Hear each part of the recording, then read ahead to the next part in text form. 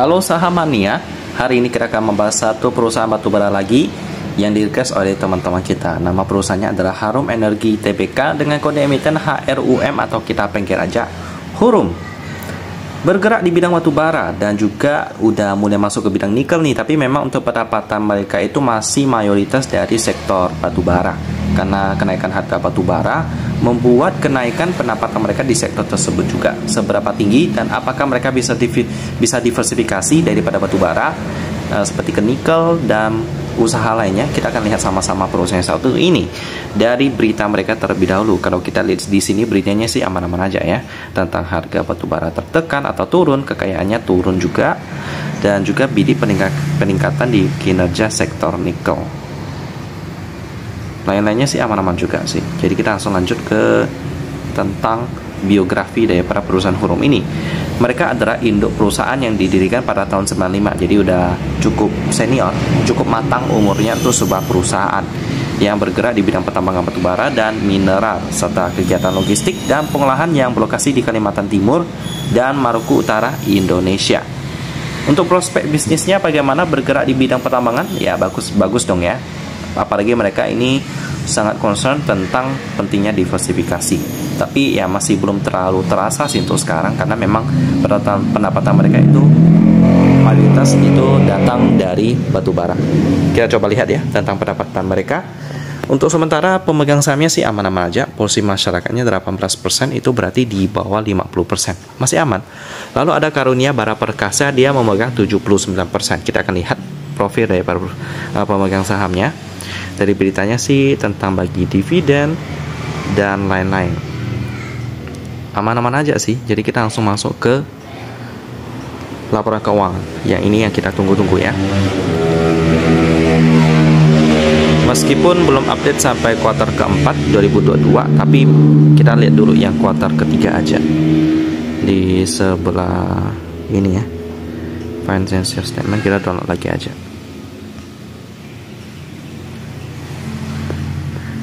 Oke, langsung kita bandingkan dengan yang ATE bisnis dari cashnya terlebih dahulu. Untuk cashnya dia 256 juta US dollar, sekitar 4 triliunan cashnya. Lalu untuk liabilitasnya bagaimana? Untuk jangka pendek 170 juta US dollar.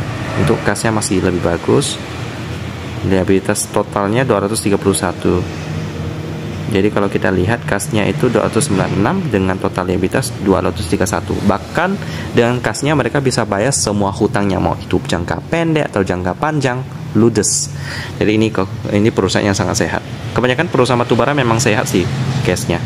Karena mereka mungkin tidak terlalu fokus ekspansi lagi.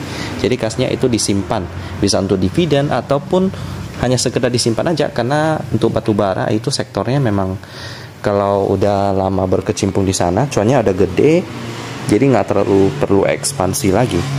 Biasanya sih seperti itu. Tapi kalau lama-kelamaan, ketika sektor batubara udah lesu, mereka pada saat itu harus melakukan diversifikasi, seperti yang dilakukan Hurum ini. Oke, untuk cashnya bagus ya. Kita lihat di liquidity, cash ratio 173%, itu bagus banget. Selanjutnya kita akan lihat pendapatannya ya. Untuk pendapatan dari kontrak dengan pelanggan 692 juta US dollar. Ya, ini pendapatannya, nanti kita akan lihat mereka datang dari mana aja. Untuk laba yang dapat diatribusikan ke entitas induk itu 237 juta US dollar. Itu berarti sekitar 4 triliunan juga kali. 3,6 triliun ya. Ini kuartal ketiga. Dengan margin sebagai berikut. Operating profit margin 49%, lalu net profit margin 33%. Ini bagus banget. Lalu return on equity-nya juga 43%. Semuanya 2 digit. Jadi ini bagus banget. Sekarang kita akan melihat PER-nya 3,9 kali. Ini bagus ya. Dapat masuk ke dalam watchlist premium saya karena 5 kali ke bawah dia. Baik, sekarang kita akan lihat pendapatannya datang dari mana. Apakah ada dari nikel? Kita coba lihat ya. Pendapatan dari kontrak.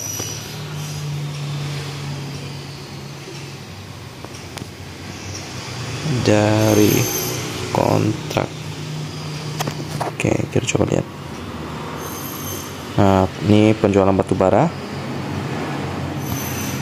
Ini dia. penjualan batubara ekspor 618 juta US dollar, untuk lokalnya 73 juta. Memang mayoritas dari penjualan ekspor ya. Untuk pelanggannya itu ada China Huaneng Group Fuel, lalu ada Jera Global Markets. Nah, memang China itu memang pengonsumsi pengimpor batubara terbesar di dunia. Oke, jadi gitu aja teman-teman.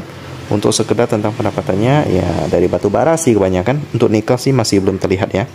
Dan untuk TOFA hariannya pada hari ini sih cukup bagus, 21 miliar rupiah. Dan inilah pergerakan sahamnya. Udah cukup naik banget ya, dari tahun 2020 harga sahamnya masih 216, sekarang udah 1.395 rupiah. Baik, kalau ditanya apakah Hurum ini menarik untuk diinvestasikan, ya kalau dilihat dari fundamentalnya sih pasti masih oke. Tapi jangan lupa bahwa ini karena kenaikan harga batu bara. Jadi kalau sekarang kita lihat harga batu bara itu udah turun 50% lebih. Jadi ya kalau kita sesuai logika ya, berarti profitnya juga akan berkurang 50% lebih juga. Apalagi sekarang labanya 357, kalau kita bagikan 2 atau kurangi 50%, itu berarti dapat labanya 175. Jadi itu yang harus jadi pertimbangan teman-teman. Jadi kalau mau masuk Hurum ya dengan laba 175 rupiah juga masih bagus sih. Tapi ya jangan lupa untuk melakukan diversifikasi dan memakai uang dingin. Jadi untuk Hurum ini bagus, tapi jangan lupa untuk diversifikasi dan pakai uang dingin. Kalau bisa jangan all in ke sini, karena kalau dia turun, teman-teman kalau masih ada punya modal bisa average. Apalagi Hurum ini bergerak di sektor pertambangan yang lumayan aman. Jadi itu aja untuk tentang Hurum. Saya tutup dan kita ketemu lagi di video selanjutnya.